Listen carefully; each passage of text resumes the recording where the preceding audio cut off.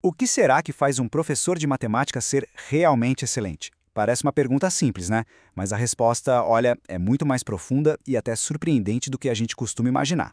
Vamos mergulhar nessa história. A primeira coisa que vem à cabeça é, claro que sim, se alguém domina cálculo, álgebra, geometria, essa pessoa deveria ser, por natureza, a mais qualificada para ensinar. Faz todo sentido, certo? É quase um instinto nosso pensar assim. Mas e se essa lógica toda estiver errada? Pois é, a gente vai analisar uma pesquisa que vira essa ideia de ponta cabeça. Ela argumenta que o conhecimento para ensinar matemática é um tipo de saber totalmente diferente, um saber único e muito especializado. Ok, vamos começar desvendando o que o estudo chama de o mito do professor especialista. Basicamente, é essa noção de que saber muita matemática avançada é a única coisa que realmente importa para ser um bom professor. E aqui a gente vê o contraste de uma forma bem clara. De um lado, a visão simplista. Saber o conteúdo é tudo. O resto se aprende na marra, na prática. Do outro, a realidade que a pesquisa mostra. A necessidade de uma matemática para o ensino. É uma mistura complexa, sabe? Entre dominar o conteúdo, entender a fundo como o aluno pensa e saber como aplicar a pedagogia. Não são coisas separadas, mas um conhecimento novo, que nasce justamente da união delas.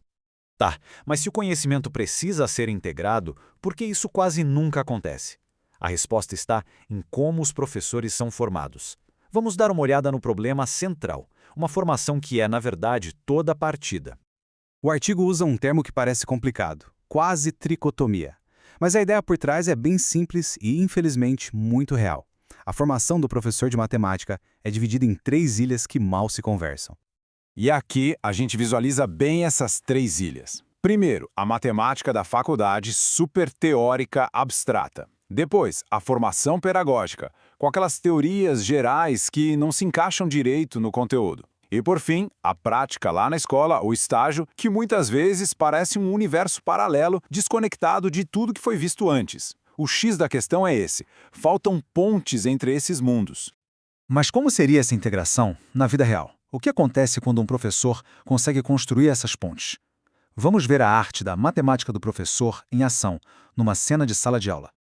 Então, imagine a cena. Uma turma de 7º ano trabalhando com um triângulo de Sierpinski. Sabe aquela figura geométrica incrível que se repete para sempre dentro dela mesma? A atividade de investigação. E aí, surge uma pergunta. Lia, uma aluna, olha para aquela sequência de triângulos cada vez menores e faz uma pergunta que vai direto ao ponto. Professor, esse triângulo, ele acaba?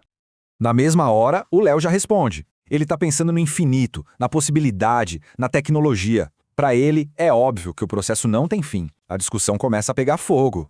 Mas a Lia não se convence. Ela está pensando no mundo físico, no prático. Uma hora o lápis não desenha mais, o papel tem um limite. Ela apela para a autoridade. Professor, fala para ele que não dá. E aqui está o momento-chave. Os alunos chegaram num impasse. Um pensando no infinito teórico, a outra na limitação do mundo real. O que um professor excelente faz numa hora dessas? Simplesmente dá a resposta certa e acaba com a discussão? De jeito nenhum. A resposta dele é genial. Ele não diz quem está certo ou errado. Pelo contrário, ele valoriza as duas lógicas. Ele enxerga a riqueza pedagógica daquele debate. E o que ele faz? Ele joga a pergunta para a turma toda, transformando a atividade em uma discussão sobre ideias matemáticas gigantescas, como o conceito de limite. Isso, exatamente isso, é a tal da matemática para o ensino em ação.